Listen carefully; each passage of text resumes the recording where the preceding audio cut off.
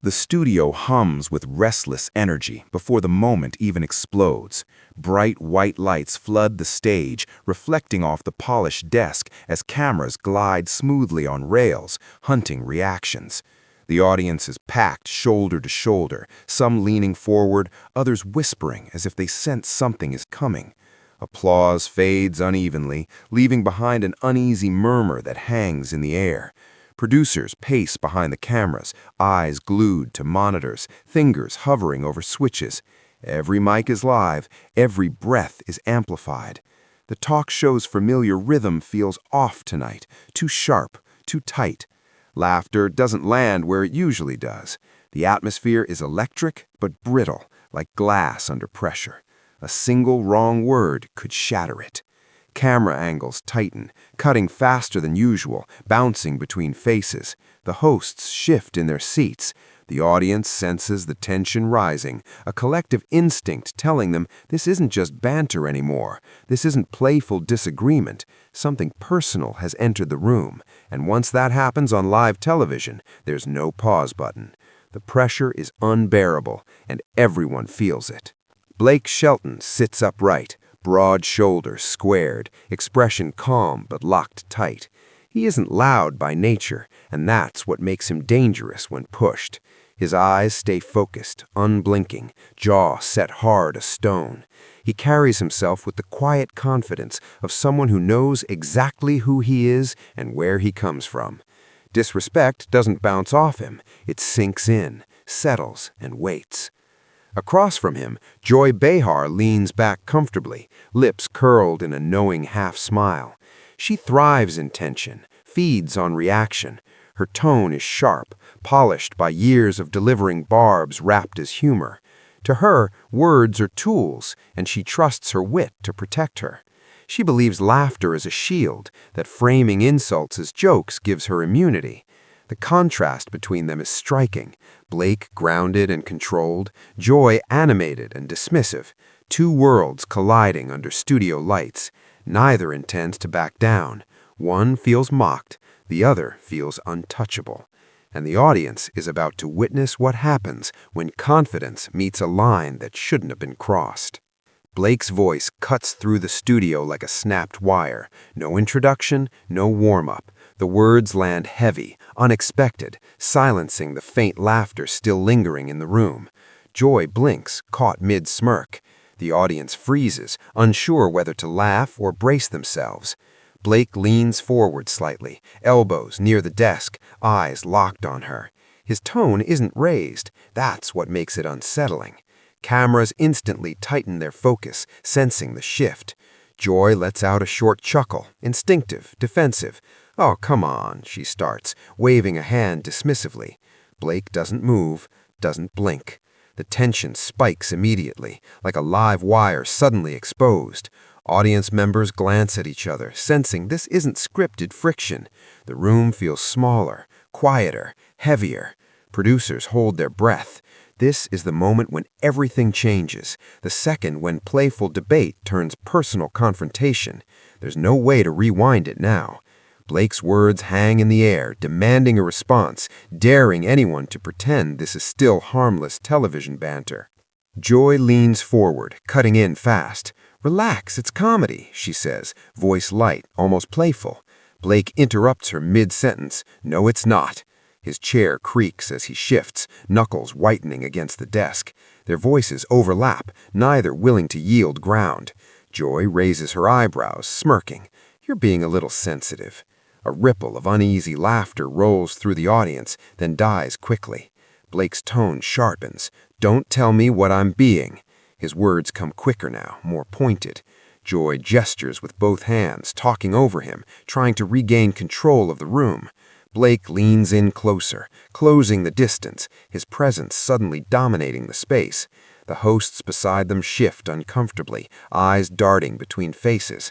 Camera cuts grow rapid, reaction shot, close-up, wide angle. The tension escalates with every interruption. The audience murmurs grow louder, then abruptly fall silent when Blake raises his voice just enough to cut through everything else. This is no longer conversation, it's collision. The pace accelerates. Joy fires back with sharper sarcasm, words edged with mockery. "So now we're policing jokes," she snaps, laughing without humor. Blake exhales slowly, shaking his head. "You don't get to hide disrespect behind laughter." His voice drops, calm but firm, and that shift changes everything. The audience senses it. Danger doesn't always shout. Joy rolls her eyes, but there's tension in her posture now. Blake straightens fully, shoulders squared, eyes unwavering. "You wouldn't say that about people you respect." A collective gasp ripples through the crowd. The room goes still. Even Joy hesitates, her smile flickering. A few audience members clap instinctively, then stop, unsure. Cameras zoom tighter, catching every twitch of Blake's jaw, every blink from Joy. The energy is volatile, pulsing faster by the second. Words are coming quicker, sharper, heavier. Each exchange raises the stakes. This isn't about humor anymore. It's about boundaries, and everyone in the room knows one more line will push this past the point of no return. Blake pauses. The silence stretches uncomfortably long. When he speaks again, his voice is slower, heavier, deliberate.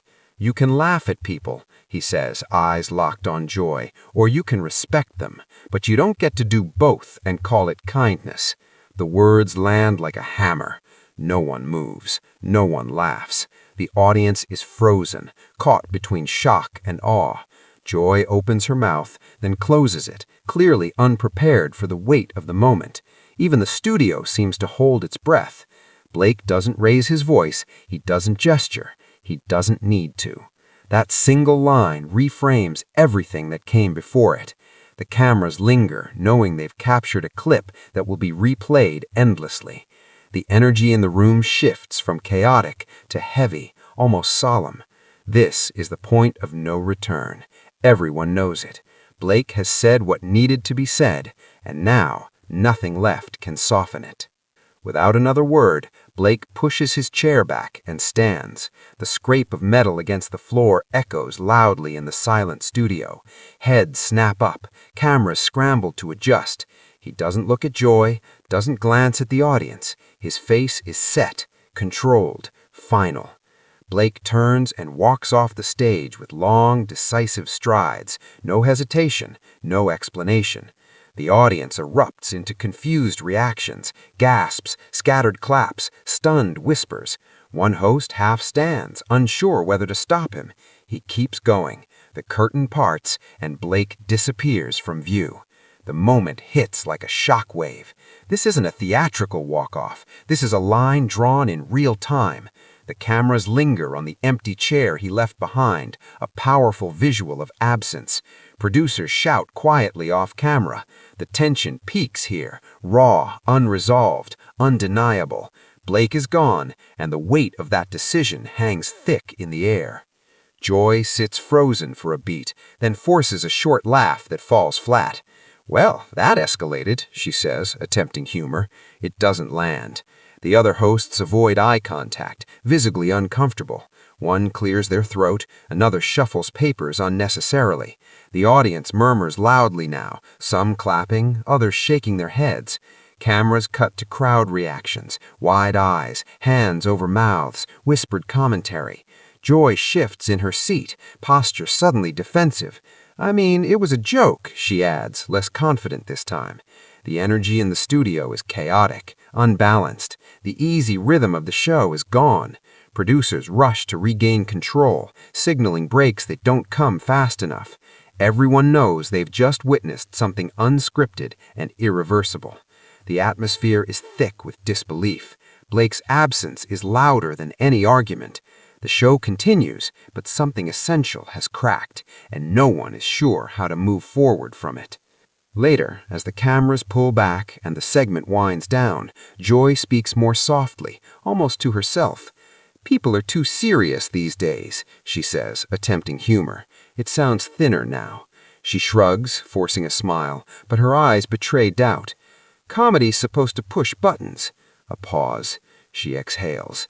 "Maybe some buttons hit harder than others." The line hangs there, unresolved. She laughs lightly, then stops. There's a flicker of regret. or maybe just frustration before she masks it again.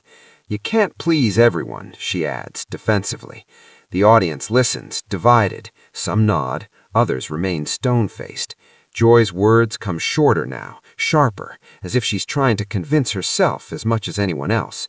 The confidence that once filled the room feels cracked. The moment has followed her, refusing to be dismissed as just another joke. No apology is offered, no clarification is made. The show moves on, but the tension lingers like smoke after a fire. Blake does not return. Joy does not retract her words. The silence between those facts speaks volumes. Viewers are left with unanswered questions, unresolved emotions, and a sense that something deeper was exposed. The producers wrap the segment quickly, knowing there's no clean way to close it. This unresolved ending keeps the moment alive, replaying in mind.